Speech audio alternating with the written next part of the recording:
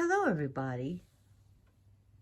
Today I am doing a presentation on the Goddess Bast, and let me show you some other statues. I have to move them because of this guy.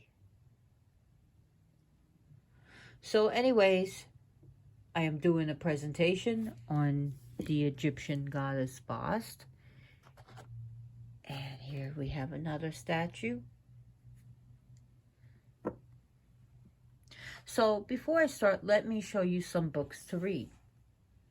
Sekhmet and Bastet, The Feline Powers of Ancient Egypt by Leslie Jackson. The Queen of the Sky Who Rules Over All the Gods, a devotional anthology in honor of Bast, by Bibliotheca Alexandria. And we have Bast and Sekhmet, Eyes of Ra by Sturm, Constantine, and Eloise Coquille. Now let me show you her hieroglyph, and it comes from Path Working with the Egyptian Gods. It's something that is her hieroglyph. I'm just showing you the book. And notice that loaf right here. And I'm going to tell you how she later on got the name Bastet. So, and that was due to when the Greeks invaded Egypt. So, Bast, her original name was more like Bast, with not the, oh God, he's gonna destroy my stuff, A in it. So, her form was actually that of a lion-headed goddess. Yes, a lion-headed goddess. She was one of the Panthera goddesses, which are the big cats that deals with tigers, lions, leopards. So her head was that without a lion, without a mane. And later she took on the form of a jungle cat, then later like a sphinx cat, then later with a domestic house cat. Now Bast rules over all cats. Yeah, I know there's other cat goddesses, but she protects all cats. Wild cats, big cats, small cats, domestic cats. Annoying cats like Mr. Shadow. So, she was originally a sun goddess. She was very solar. And she only became lunar when the Greeks came. And they identified Bast with their goddess Artemis. Though Artemis and Bast are not really close. And I know Artemis was said to take the form of a cat to escape Typhon. And they said that, oh, she went to Egypt and that's really our goddess, you know, because our gods are greater than your gods. I mean, that's how it was. Conquerors always said, my gods are better than yours. So anyways, back to her. She takes on different forms. She could take a form as, again, her old form as a lion-headed goddess. As almost she looks almost very human here, but with cat-like. And you can see the cat ears. She could take on the form of a full cat or a woman with a cat's head. She is the goddess of Lower Egypt, which is Northern Egypt. I mean, it goes by, yeah, Lower Egypt because it goes by the flow of the Nile. So Upper Egypt is actually Southern Egypt. And that is the realm of Sekhmet. And Middle Egypt was Pakhet. Now, some people try to say, oh, Bast, Pakhet, and Sekhmet are all the same goddesses. Bzz. And also they try to say, well, I had someone I knew that said, oh, Pakhet is the ferocious form of Bast. And Bast is the calm form of the goddess. Bzz.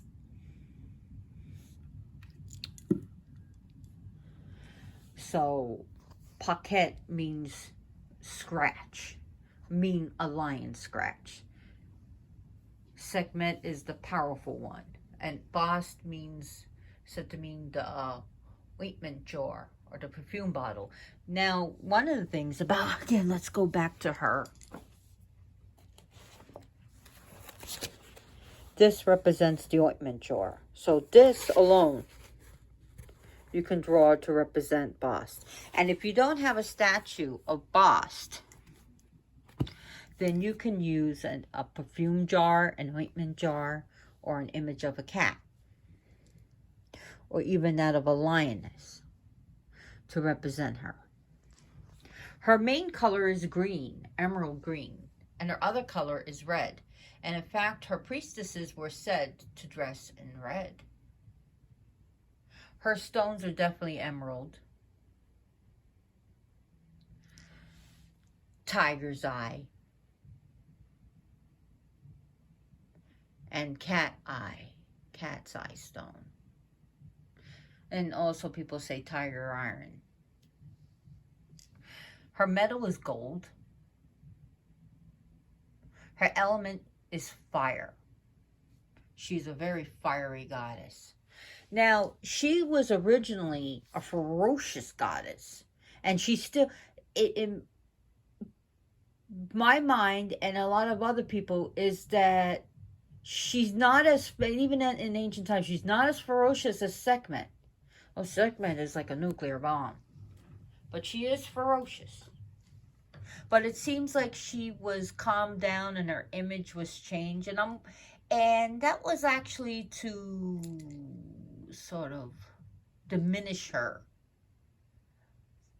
ferociously and make her more domesticated. In fact, this image, an image like this,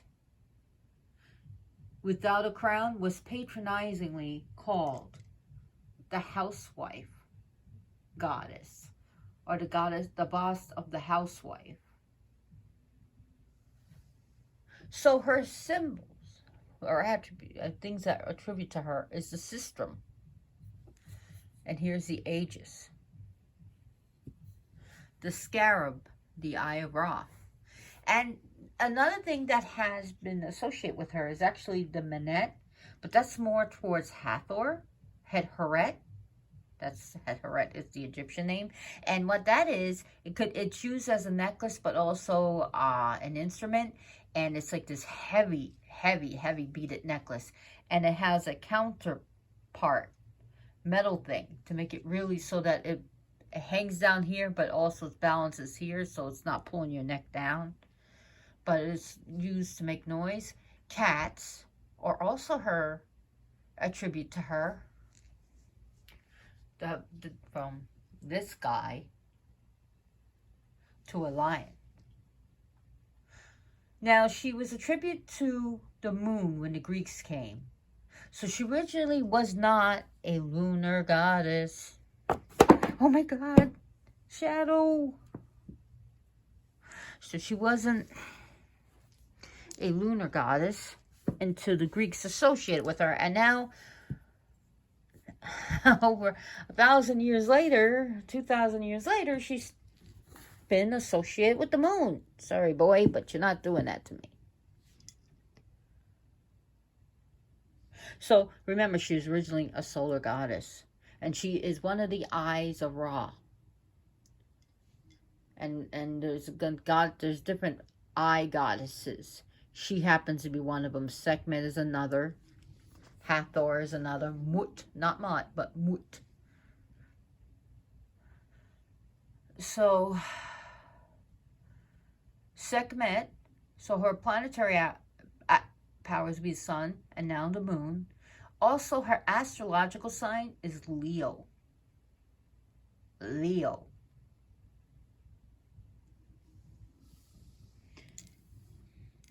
So let's talk more about Bast and her name. So I'm going to go give you some list of names of what she was called. She was called the Devouring One, the Terror as she tears, as well as Lady of Terror,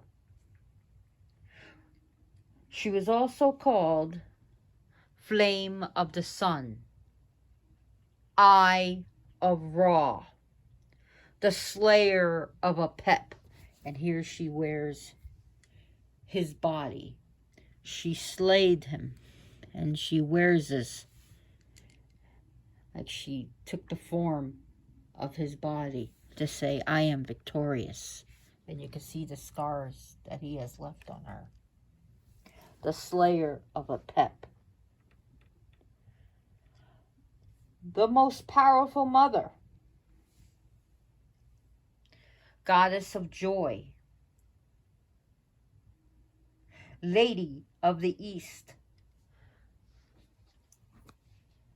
The Blessed One.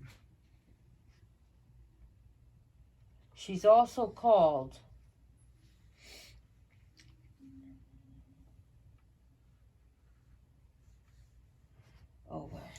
you're distracting me. She's also called the Beloved Lady of Bubastis, the Dweller in the Temple,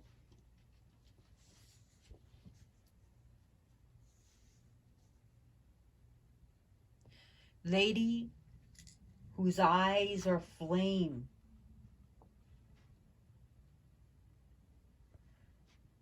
She of the ointment jar, Ruler of the divine field, Lady of Asheru,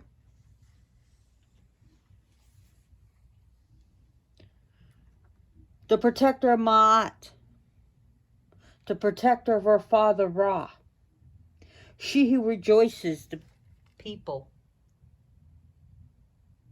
dweller in the high temple,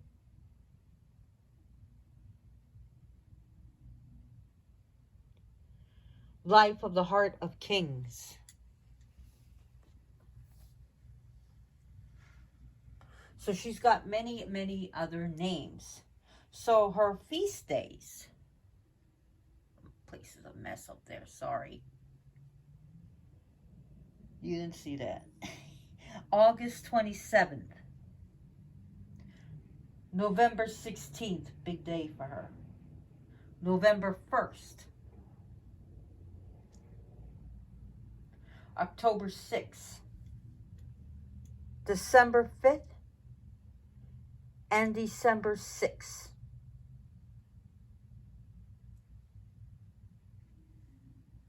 Okay, got that. So let's go through that again. August 27th, November 1st, November 16th, December 5th, December 6th, and October 6th.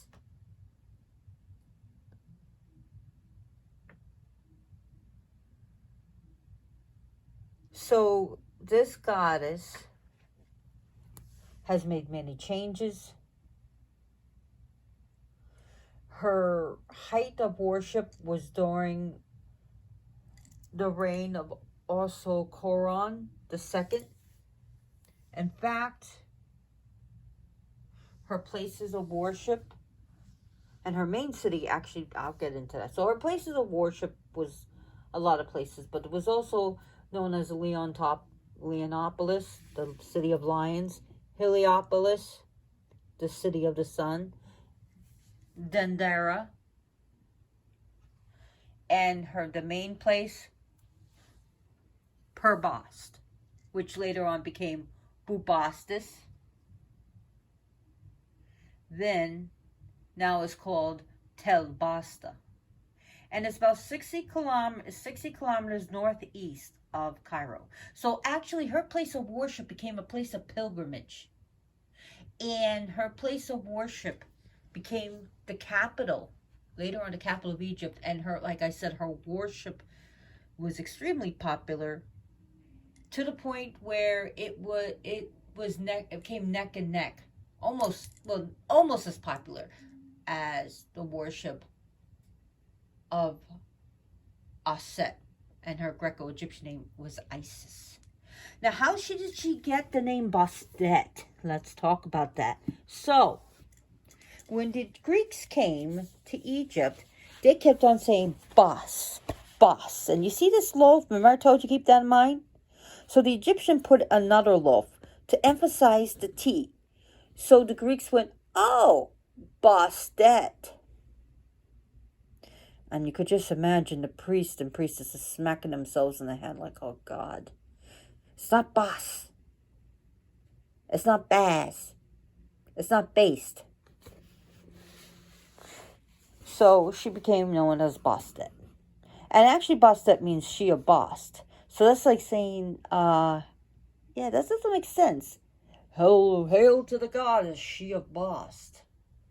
But the Bast, that stuck.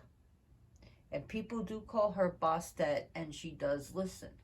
However, when I learned this back in the late 90s, that this was what actually happened, I stopped calling her Bastet.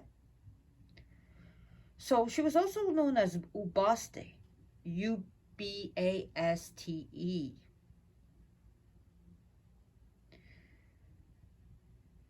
So she's during her one of the biggest celebrations. I'm not sure. I heard there was one in May, but I don't have the date. But I know during her biggest celebrations, it was like Mardi Gras, like modern day Mardi Gras. They would have floats going down the Nile River. Women would lift up their skirts and literally expose their vulva and even expose their breasts and even say some of the most vulgar things. And people drank wine on her main feast day than any other day in Egypt. I mean, it was parties, dancing, laughing, feasting, the food. And people would sell trinkets and they would dance, and even to the point of orgies and debauchery. It was like Mardi Gras. Have you ever been to Mardi Gras? I have. I've been to Fat Tuesday. I lived in New Orleans for, 4 years. So there was a lot of music and feasting, dancing, merrymaking. And it was very important. The Christians hated her. And I'm trying to think. I think it was like 330 CE is when the last temple of Bast was closed, ordered by the tolerant Christian Church of Rome. They did not tolerate it. Now, Bast, cats were sacred to Bast. And cats became sacred and became very revered. And there's a story about when a Roman centurion killed a cat. He kicked it. He was immediately hunted down and killed. And they offered what do they call? Well, they were told not to take revenge against the Egyptians because we're in their land, and it was one of the most heinous crimes to hurt a cat. They would kill you. And sometimes they had special ways of killing you too. It was execution. You hurt a cat, my God. Woo-wee.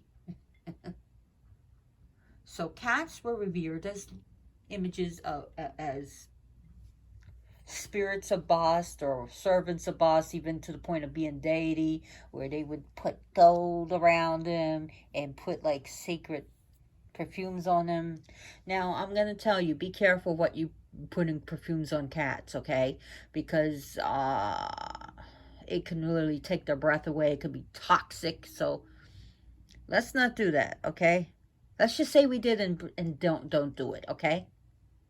And also, a lot of people think, oh, because I put the food on the altar, my cats can eat it. Some of the foods that you may want to give to Bast, like milk, is not good for a cat. It will give them upset stomach and give them diarrhea. Chocolate you give to Bast, but to cats and dogs, it's toxic.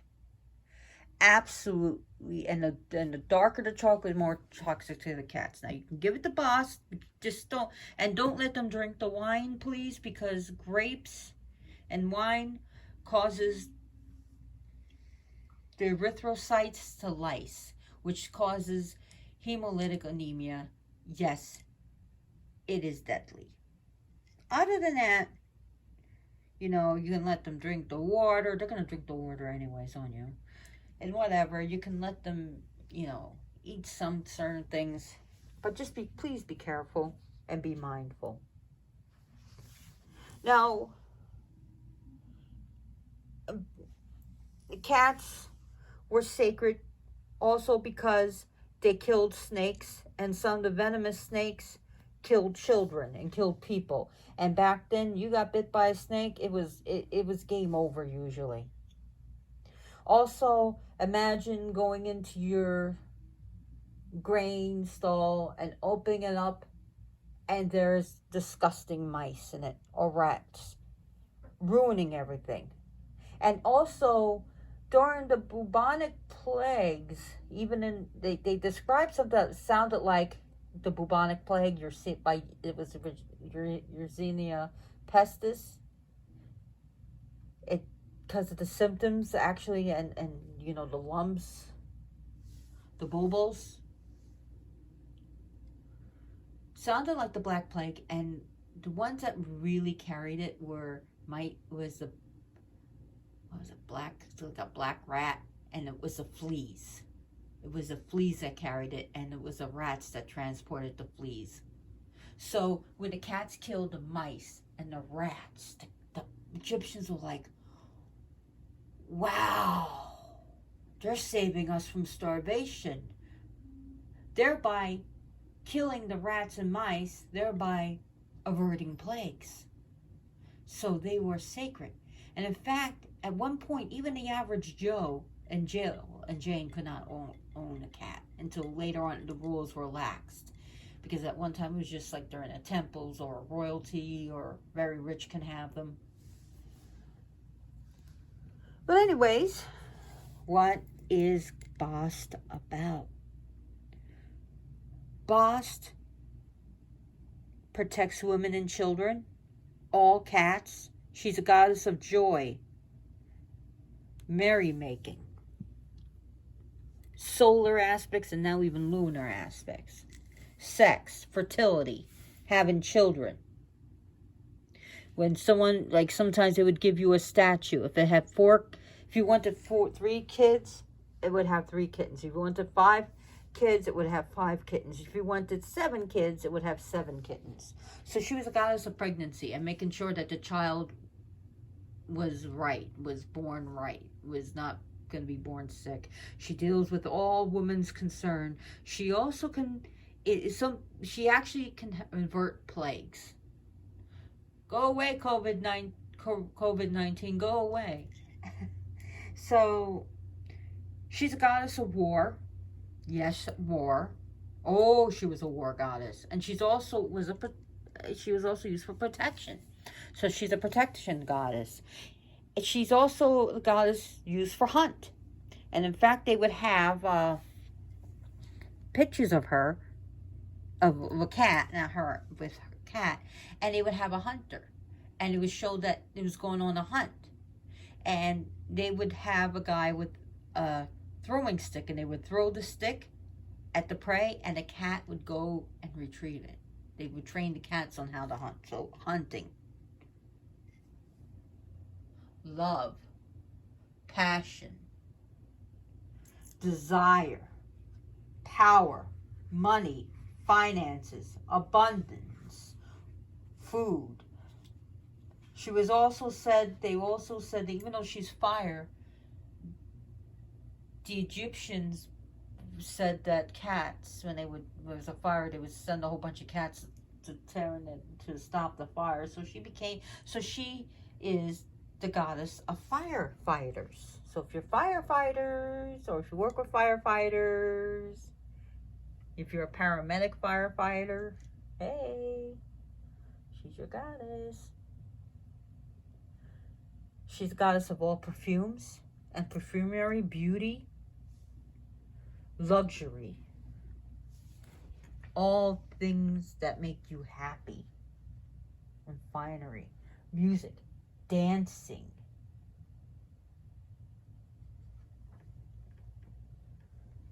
She's also a goddess of contentment. She can also be used to revenge those who have wronged you. She's a goddess you can use against pest and pestilence. She's a goddess who is used for bewitching, dispelling negativity, and chasing away negative spirits. Purification. She's a goddess of women's secrets and occult secrets. She's a goddess that can be used for cursing.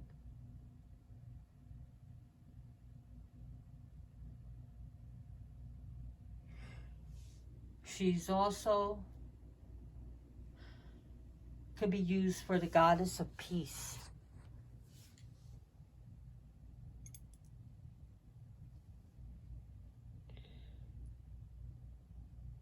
She's a goddess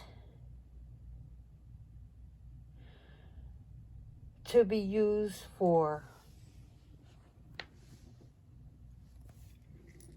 your cats. So if you have any problems with your cats, she can be used to pray to. Oh, this is another attribute, a shield. And she also holds the Corbin. Oh my God. So let me go through the things that she holds. Sistrum, Aegis, the Corbin, which is a type of a Corbis. Sorry, not Corbin. Corbis. It's a woven basket, and it's meant to for like hiding things and holding things. Shield. The Eye of Ra, the Sun, the Cat, and the Minette, even though the Minette is more towards Het Horet. So, she's also the goddess of makeup and cosmetics.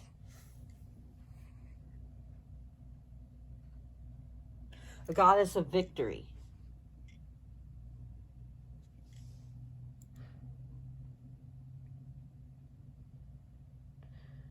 She dealt with royalty and protected the pharaoh. So the pharaoh was also under her protection. She's also the defender of Ra and Ma'at. Ma'at is justice. So if something's being done against you that's unjust, you can call upon this goddess.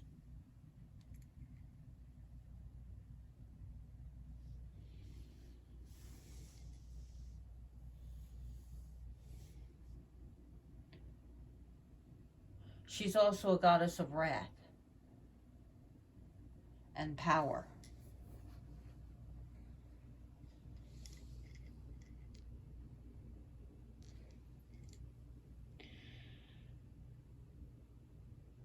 Other things.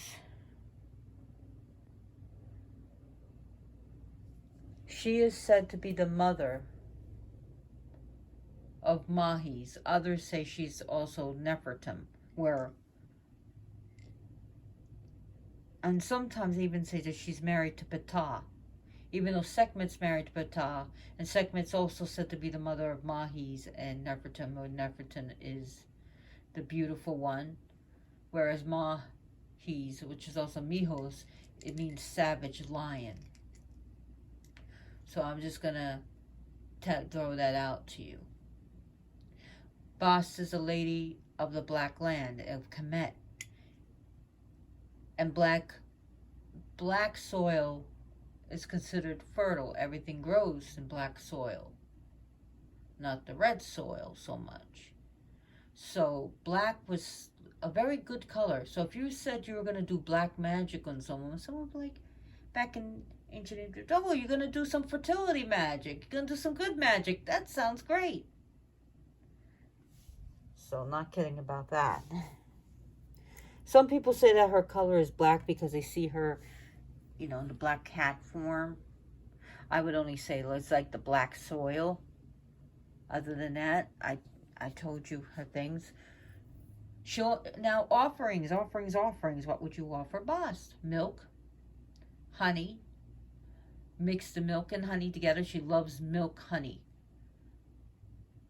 Mead, beer, wine, champagne, all types of alcohol, mint, and later on catnip. And believe it or not, only 50% of cats have the gene for catnip.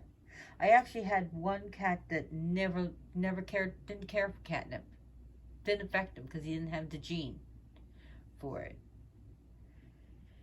Okay, back to her offerings. Honey cakes.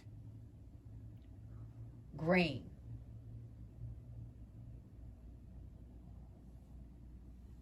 Anything sweet. Sweet food. Sweet candy. Chocolates. Grapes. Fruits. Bread. Any type of bread.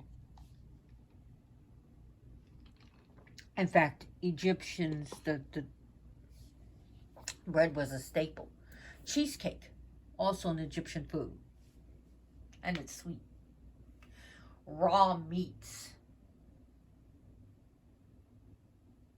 Or even cooked meats. You can give her cooked steak or even steak tartare. You can give her chicken, fish. Some people like to put little cat treats out for her.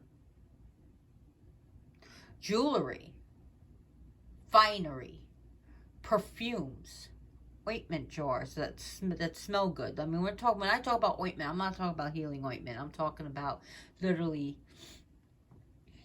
perfumed ointments, cosmetics, any type of jewelry, especially emeralds. She also likes, like I said, tiger's eye, cat's eye. She loves incense. You can give her resinous incense too, like frankincense and myrrh together. You could give her amber incense. Any type of like things that make the environment smell good.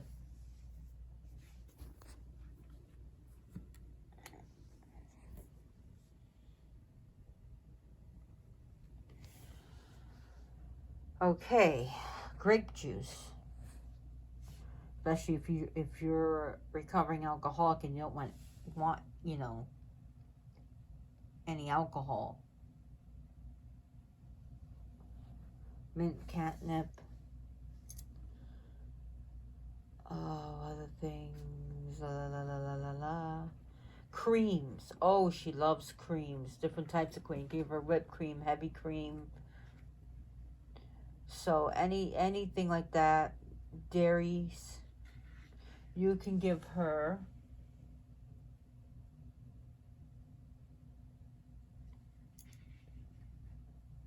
Cookies, any types of cakes and pies.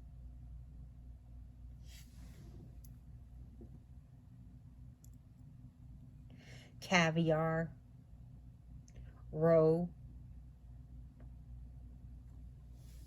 Sushi, why not sushi? Can you give her a can of cat food?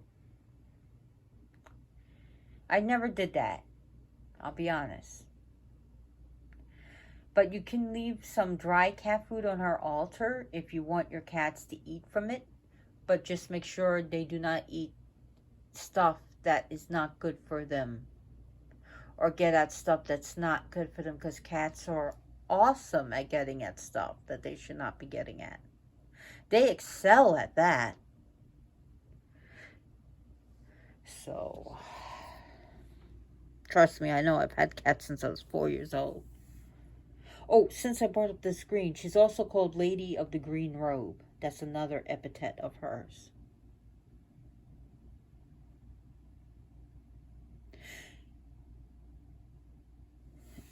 Now, in Planetary Magic by Denning and Phillips, they associate Venus with her. And I could understand associating some of her associations with Venus. As for me, I like to see her as sun, as well as the moon. So she's a goddess that is half dark, and half light. She's a goddess of balance. She's a goddess of joy, passion, and love to the point, and the other side, war, anger, and violence.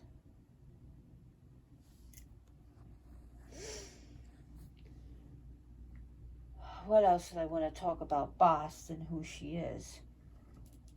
She's also a goddess of seduction. So if you want to do seduction magic, that's up her alley.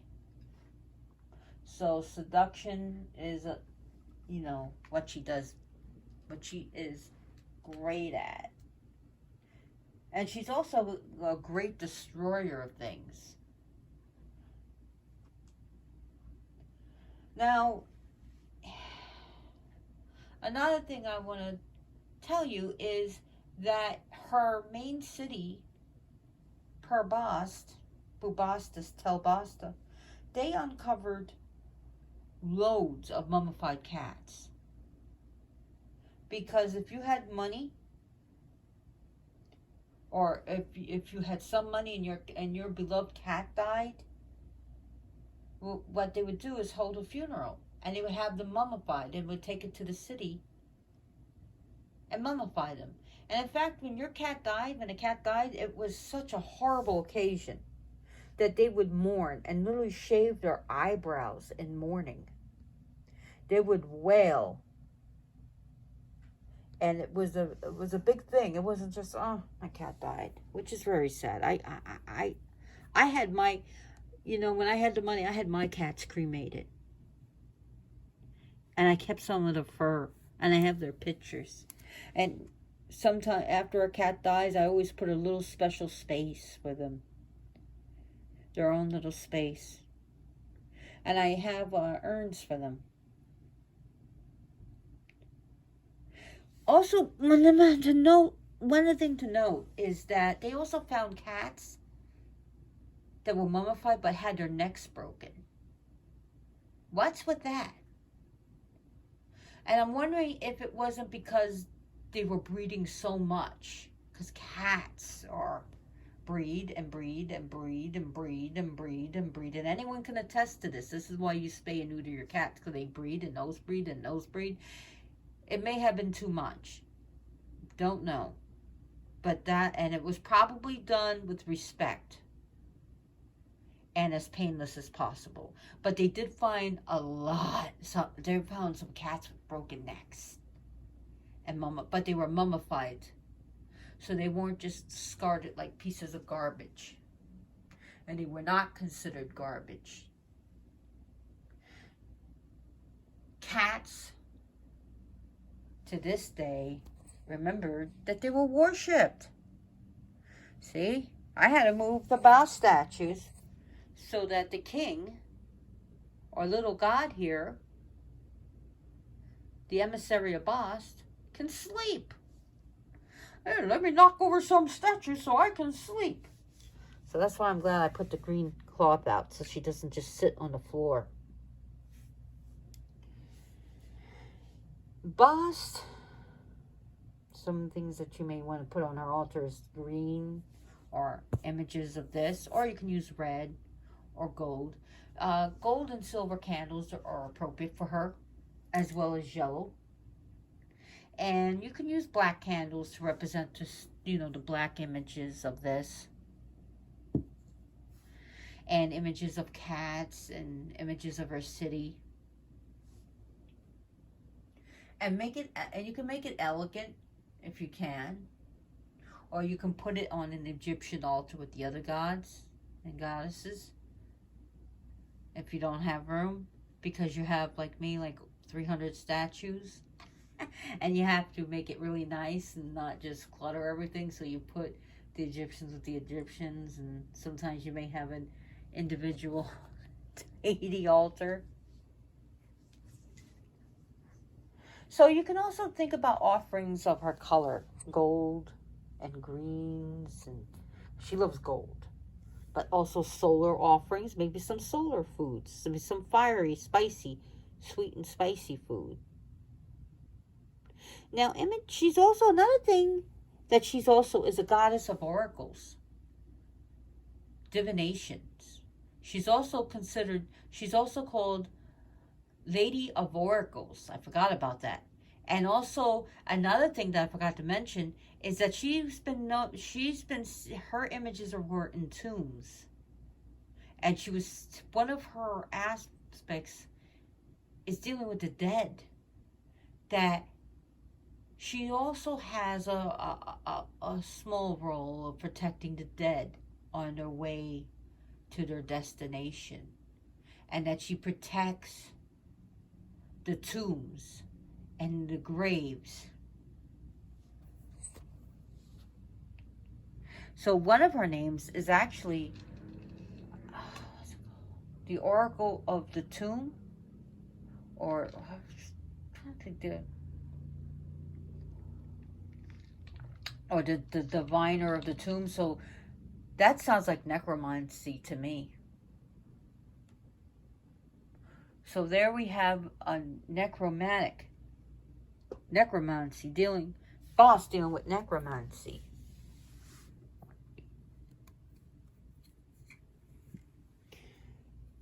Segment is not the most, she doesn't really find snakes appealing to her. Though I've seen images with a snake rising up on her. And yes, ancient deities in Egypt wore frogs and snakes. But here she proudly wears the body of a pep. And there are images of her actually showing a cat, full cat form, like a jungle cat, with a knife, literally cutting a pep's head off, cutting him in half and seeing the blood come out. She travels with her father on his bark of 1,000,000 years. She protects her father, Ra, fiercely. And you can name your enemies, the enemies of Ra, or the enemies of Ma'at.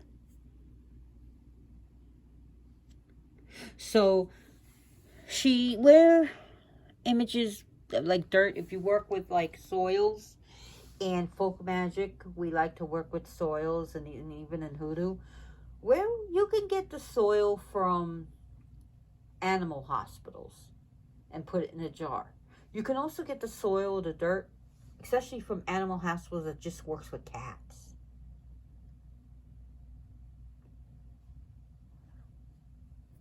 That would be interesting, because it has that cat energy there. And you could put that on the altar or work magic with it.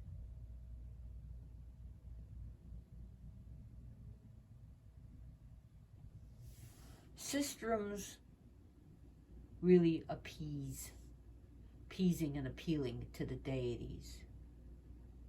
And like I remember I told you that images like this was patronizingly called the housewife goddess.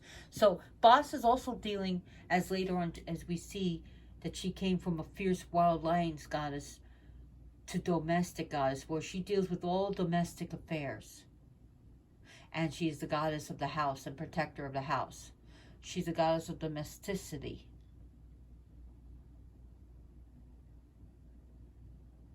Of civility. So you can ask her to protect your home. And she can protect from fires, but she damn well can cause them. By the way, like I said, if you're a firefighter, she has become the matroness, or some people like to say patroness, of firefighters. She's also known to be a healer. Oh, and when the Greeks came into Egypt, they considered her Artemis. And they actually tweaked her name to eventually, not only to Bastet, but also Ba'aset. Ba'aset. Because they wanted to make her the daughter of Isis.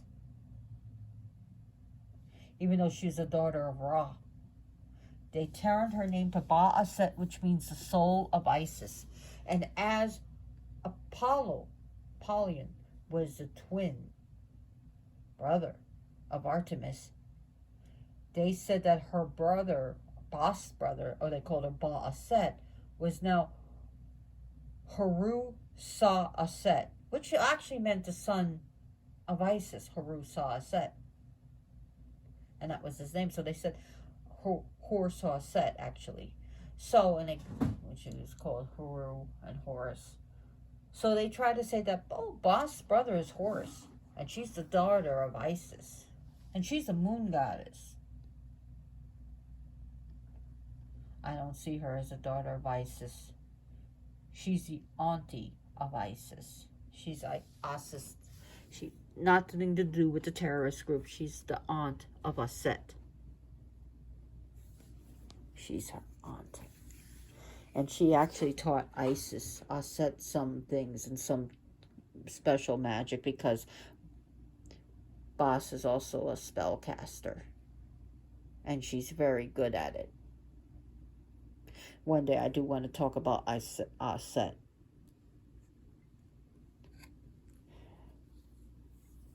And one thing interesting, what Animal Planet did, they were doing a countdown of the most vicious predator. And the #1 spot was, you would think maybe it was an alligator, a tiger, or a lion. Nope, it was a typical house cat. Yes, they were talking about if the house cat, or a typical, Mr. Shadow, was the size of a lion, we'd be screwed. That cats, especially house cats, they kill not just because for protection of themselves or their kittens or their buddies, not just to protect their territories or keep others out. They kill for R&R, rest and relaxation, for fun, for playtime. They kill because they overown things. In fact, the male cat sometimes even kills the female, the kittens of other cats, because they want to destroy that family line and have their line, their seed. Seriously, look that up. Sometimes, you have to protect the other kittens from the other male tomcats. They also, sometimes you got the bully cat who overowns things. And sometimes Sir Mew would really like to beat up the other cats, and I have to put him in timeout room for 15 minutes. And he comes back out and he's like, oh, you're on my stuff. Even though I didn't want anything on it, I wasn't on it, I just don't want you on it. So sometimes I have to say, Sir Mew, you gotta go into the other room until you calm down. So cats can overown things. They can be bully cats, and to the point of actually hurting other cats and other creatures. So they were actually saying that, yeah, cats are very ferocious. Well, that was Lady Bast. I have a cat named Lady Bast. So look that up on Animal Planet, of the ferocious predator. It's the house cat. Who knew?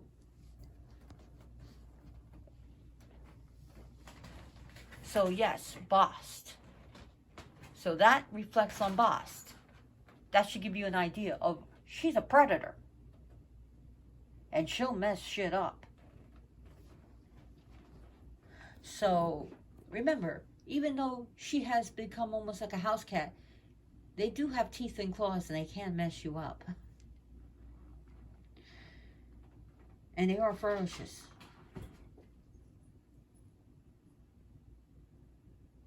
So, what else do I want to talk about her? Because I'm going to sum this up. She'll be called on night and day. If you want to do the solar, especially if you want to honor her totally as a solar goddess, you can call her on Sunday. If you want to honor her as a moon goddess too, you can call her on Monday, but you can call her on any day. I'm just giving you some ideas here. You can also, an idea is when the moon is in Leo, or the planetary hour is sun. So the planetary times, or the sun times, like when, planet, you can get an app for that on the phone to see when, the time of Jupiter is, when the time of Mercury. So when the time of the sun, you can honor her, especially on a Sunday on the sun, especially when the sun's out. Now, another thing she does, she has become fond of is silver, because she was associated with the moon. So she is fond of silver. So if you don't have gold, you can give her silver, as well as copper, because copper is actually, some copper jewelry is pretty. Money, you can give her increments of money. You can give her coins, copper coins, silver coins, dollar bills.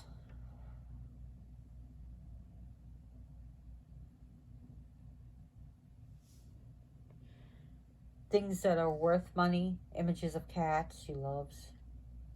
Also, in her service, you can help cats. Donate to cats.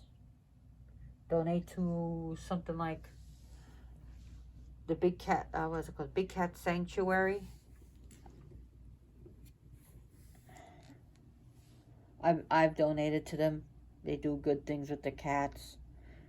You can volunteer your time to help with different cat charities. I was a vet tech and I worked with cats and other animals, but I love working with cats too. Those who take care of cats, she's fond of. So veterinarians, vet techs, vet assistants, vet technologists.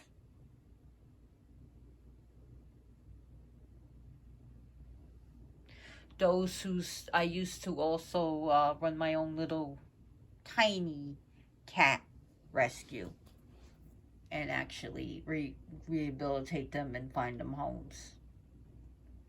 So those things. Contradicted, never sacrifice a cat to her. Don't hurt a cat. Don't purposely hurt a cat. Don't do cruel things to her. Those who you know who's doing cruel things to the cat, please call the police. I know in the United States it is now a felony to hurt an animal. But whether it's upholded or not is another thing. Sign petitions to catch an animal, a cat abuser, or for that, any animal abuser.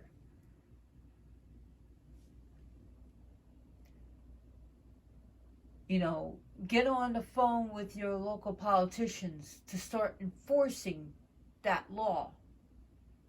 Or if you're in a country where it's not considered a big thing, make sure it becomes a big thing. Declawing a cat is disgusting. Okay? Let me tell you something. And I know this for a fact. Take your fingernail. It's not a matter of clipping the claw or just pulling the claw out. They will cut the knuckle off. And if it's done wrong, even if it's off, as my vet instructor said, and it is true, if they mess it up, your cat is now walking on messed up toes, okay? So, as a service for Bast, I'm going to tell you this. It's very painful. I want you to think about this. Cut your knuckles, here, your toe. My grody toes. They're messed up. Cut your toes off. Now walk on them.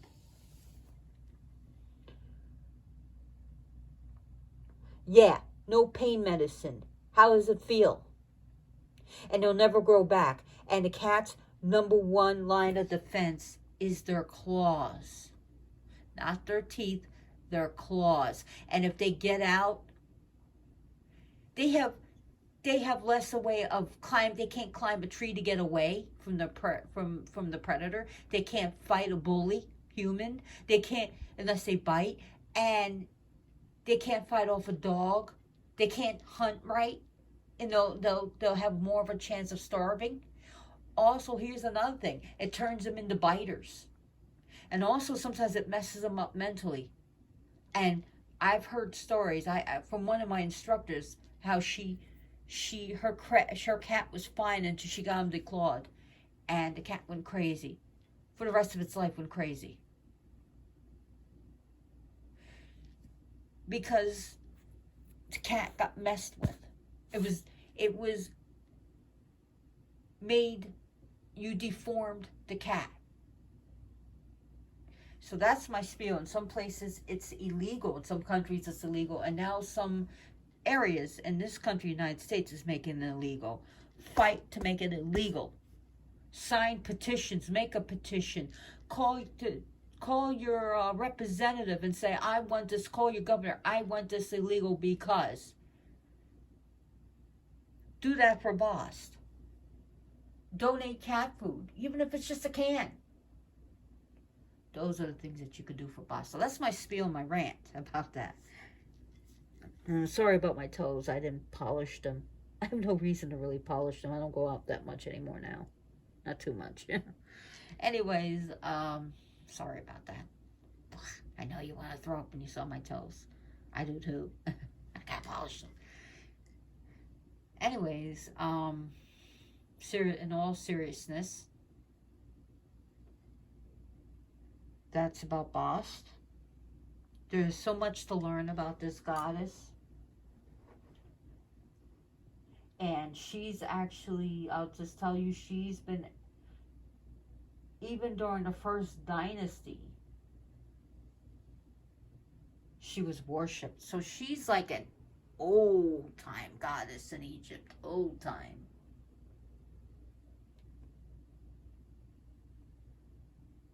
Oh, another thing is not just a jungle cat, but also like a desert sand cat.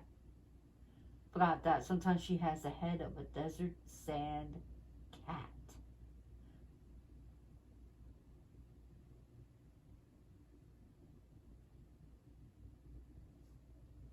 So I want to thank you for watching this. If you like this video, please like and subscribe and share this video. And as always, I appreciate all my followers and thank you very, very much for watching. And just remember that Goddess Bast is considered one of the dark goddesses. I forgot to tell you. Okay, she's considered one of the dark goddesses, but she's also a light goddess. But she was originally a dark goddess.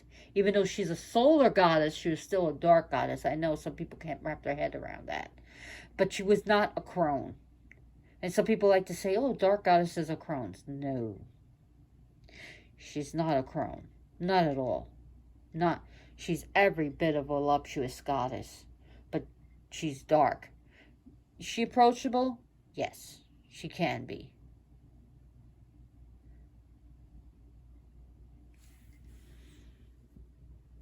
And she was never considered as ferocious as Sekhmet, even though she was ferocious, along with Pakhet and Sekhmet.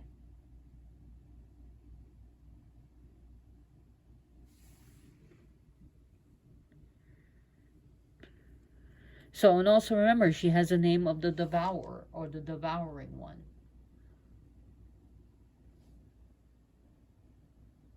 And she's becoming more and more. She's very popular. But she's even become more so popular.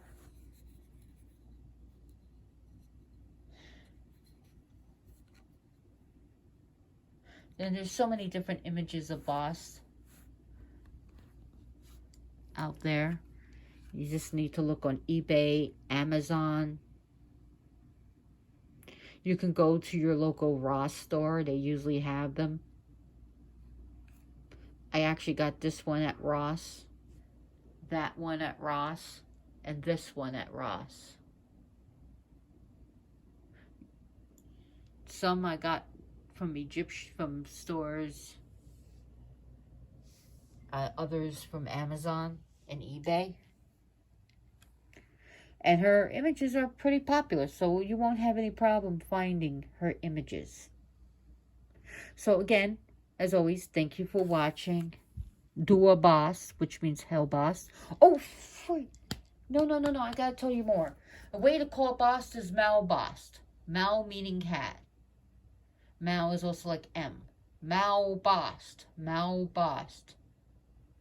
And another interesting thing, I know I keep going on, is in Egypt, little girls were called Mu Shari.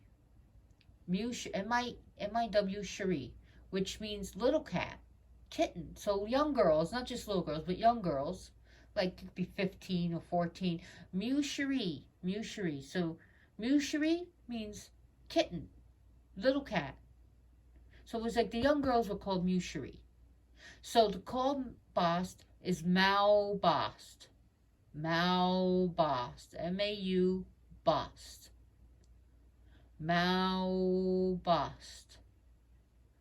Mau Bast. And just Mau. Mau meaning cat too. It means cat. So cat Bast. Mau Bast. But you want to use Mau Bast. Because Mau is a sacred word for her. Mau Bast. It's funny how I just remember things. Right before I'm going to say, oh, I'm summing this up. Oh, this popped in my head. So remember, Musheri was little kitten, little cat, and Mau Bast is a way to call her. And remember, she's a goddess of seriousness. But she also teaches you not to take yourself so seriously. And she's a goddess of parties and celebrations. Well, anyways, I better go before something else pops in my head and I say another 10 minutes. But thank you very much. Please like and subscribe and share this video if you thought it was any good. Thank you for watching. Bye.